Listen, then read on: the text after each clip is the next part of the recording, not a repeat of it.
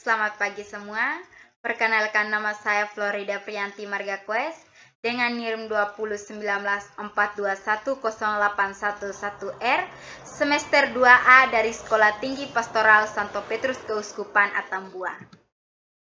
Pada pengantar katekese umat terdapat 3 tema.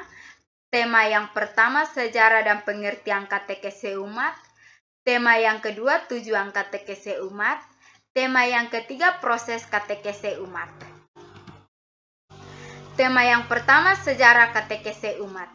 Pada PKKI pertama tahun 1977, muncul gagasan katekese umat sebagai arah katekese di Indonesia masa kini. Pada PKKI kedua tahun 1980, kembali ditegaskan gagasan katekese umat dari PKKI pertama agar lebih operasional. Pada PKKI ketiga tahun 1984, pembinaan pembina katekese umat. Pada PKKI keempat tahun 2004, masih berbicara tentang katekese umat.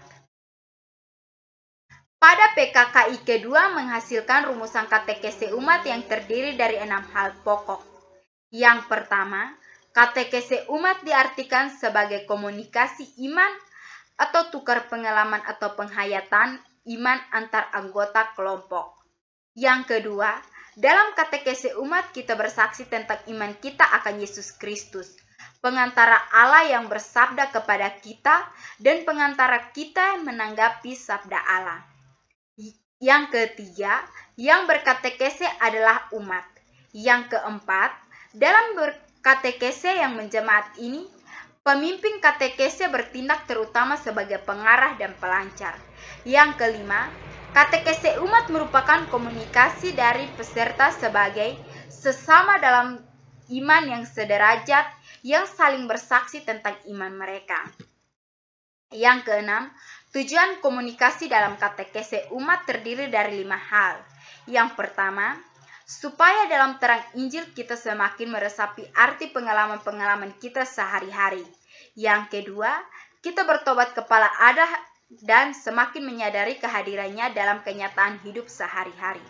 Yang ketiga, semakin sempurna beriman, berharap, mengamalkan cinta kasih dan hidup Kristiani kita makin dikukuhkan.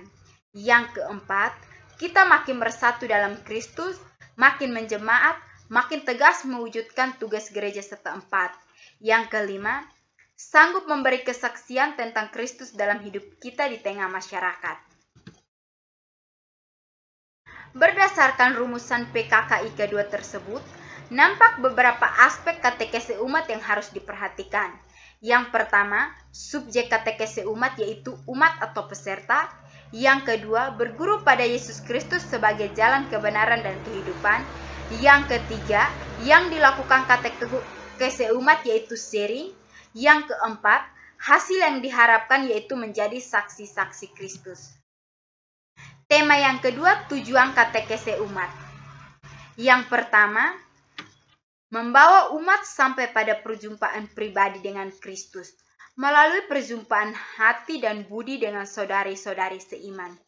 Yang kedua, membentuk dan membina jemaah Kristiani, mengembangkan sikap-sikap dan karisma-karisma pribadi untuk melayani sesama.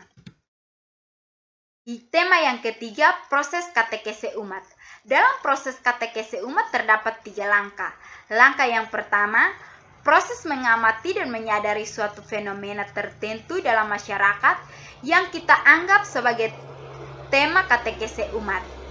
Yang langkah kedua, menyadari dan merefleksikan situasi yang telah dianalisis dalam terang sabda Allah.